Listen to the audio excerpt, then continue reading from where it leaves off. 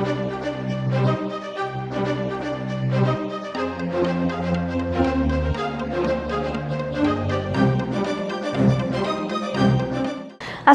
আলাইকুম, শুভেচ্ছা জানাচ্ছি বাংলাভিউ সংবাদে। সাথে আছি আমি আন্নামা চৌধুরী। প্রথমেই সংবাদ শিরোনাম। বাংলাদেশে গত 24 ঘন্টায় করোনা ভাইরাসে আরও 5 জনের মৃত্যু, নতুন আক্রান্ত 418 জন। সিলেটে আটকে পড়া 101 ব্রিটিশ নাগরিক নিয়ে সিলেট ছেড়েছে বিমানের বিশেষ ফ্লাইট। চার্টার ফ্লাইটে ঢাকা থেকে যাবেন যুক্তরাজ্য। সিলেটে সরকারি চাল আত্মসাতের চেষ্টায় ট্রাক ভর্তি চাল আটক, জনতার লুট, আটক 7। শামসুদ্দিন হাসপাতালে চলছে করোনা আক্রান্ত 12 জনের চিকিৎসা, একজনের অবস্থা আশঙ্কাজনক। সিলেটে নতুন করে হোম কোয়ারেন্টিনে 381 জন, ছাড়া পেলেন 187 জন। এতক্ষণ শুনছিলেন শিরোনাম, এখন বিস্তারিত। বাংলাদেশে গত 24 ঘন্টায় করোনা ভাইরাসে আরও 5 জন প্রাণ হারিয়েছেন। এ নিয়ে প্রাণ হারালো 145 জন। এছাড়া গত 24 ঘন্টায় নতুন আরও 418 জন করোনা ভাইরাসে সংক্রমিত রোগী শনাক্ত হয়েছে। এ নিয়ে দেশে আক্রান্তের সংখ্যা দাঁড়ালো 5416 জন। রোববার দুপুরে স্বাস্থ্য অধিদপ্তরের করোনা ভাইরাস সংক্রান্ত নিয়মিত হেলথ বুলেটিনে এ তথ্য জানানো হয়। বুলেটিন উপস্থাপন করেন অধিদপ্তরের অতিরিক্ত মহাপরিচালক অধ্যাপক ডাক্তার নাসিমা সুলতানা। বুলেটিনে বলা হয়, গত 24 ঘন্টায় 3473 জনের নমুনা পরীক্ষা করা হয়। এর মধ্যে 418 জনের শরীরে করোনা শনাক্ত করা হয়। একই সময়ে সুস্থ হয়েছেন 9 জন। এ পর্যন্ত মোট 122 জন সুস্থ হয়ে বাড়ি ফিরেছেন। দেশে করোনা ভাইরাসে সংক্রমিত প্রথম রোগী শনাক্ত হয় গত 8 মার্চ। 18 মার্চ করোনা ভাইরাসে আক্রান্ত হয়ে প্রথম একজনের মৃত্যু হয়। গত 24 ঘন্টায় পরীক্ষা হয়েছে 3473টি নমুনা এবং এই নমুনার মধ্যে কোভিড-19 শনাক্ত হয়েছে 418 জনের মধ্যে।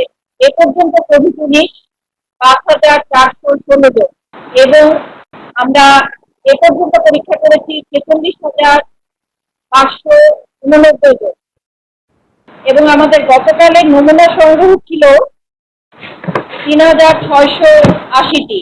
আমাদের গত 24 ঘন্টায় মৃত্যুবরণ করেছেন আরো 5 জন এবং এ পর্যন্ত 145 জন। সুস্থ হয়েছেন 9 জন এবং এ পর্যন্ত সুস্থ হয়েছেন 122 জন। বর্তমানে করোনা পরিস্থিতিতে সিলেটে আটকে পড়া আরও 101 জন ব্রিটিশ নাগরিক নিয়ে সিলেট ছেড়েছে বাংলাদেশ বিমানের একটি বিশেষ ফ্লাইট। রোববার সকাল 11টায় তাদেরকে নিয়ে বিমানের বিশেষ ফ্লাইটটি উসমানী আন্তর্জাতিক বিমানবন্দর ত্যাগ করে।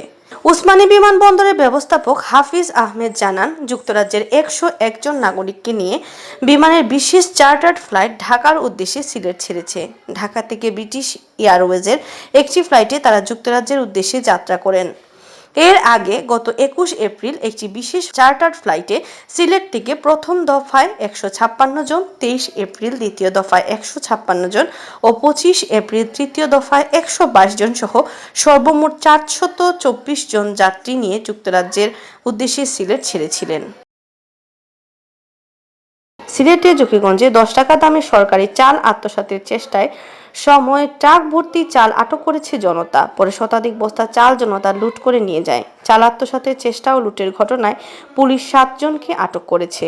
রোববার সকাল 11টার দিকে জকিগঞ্জ উপজেলার কালীগঞ্জ বাজারে এ ঘটনা ঘটে। রোববার সকালে কালীগঞ্জ বাজারের হুসেন অ্যান্ড সান্স নামক ব্যবসা প্রতিষ্ঠানের সামনে ডিলারের লোকজন সরকারি চাল ট্রাক থেকে নামানো শুরু করলে এলাকার লোকজনের সন্দেহ হয়। চালককে জিজ্ঞেস করা হলে সে জানায়, চালগুলো কালীগঞ্জ বাজারের 2 জন ব্যবসায়ীর।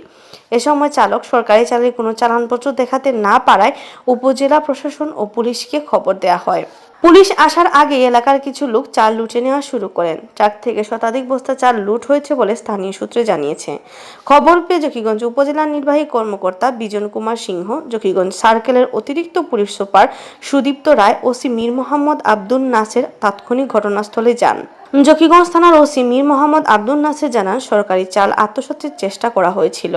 ডিলারের দোকানে না নামিয়ে অন্যত্র নামিয়ে চালগুলো পাচারের চেষ্টা করা হলে জনতা ট্রাক আটক করে পুলিশে খবর দেয়। পরে পুলিশ গিয়ে ডিলারের প্রতিনিধি, ট্রাক চালক ও লুটকারী 7 জনকে আটক করে।